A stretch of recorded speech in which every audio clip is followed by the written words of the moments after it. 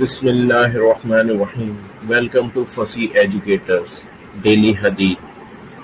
محمد بن صفوان رضی اللہ عنہ کہتے ہیں کہ وہ نبی اکرم صلی اللہ علیہ وسلم کے پاس سے 2 خرگوش لٹکائے ہوئے گزرے اور آپ سے عرض کیا، اللہ کے رسول، مجھے یہ دونوں خرگوش ملے اور مجھے کوئی لوہا نہیں ملا جس سے میں انہیں ذبح کرتا، اس لیے میں نے ایک تیز پتھر سے انہیں ذبح کر دیا. کیا میں انہیں کھاؤں؟ آپ صلی اللہ علیہ وآلہ وسلم نے فرمایا، کھاؤ.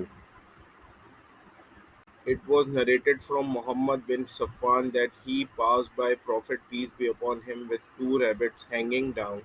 He said, O Messenger of Allah, I caught these 2 rabbits, but I cannot find any iron with which to slaughter them with Marwah and eat them. He, peace be upon him, said, eat. Thanks for watching. Please subscribe our channel Fussy Educators.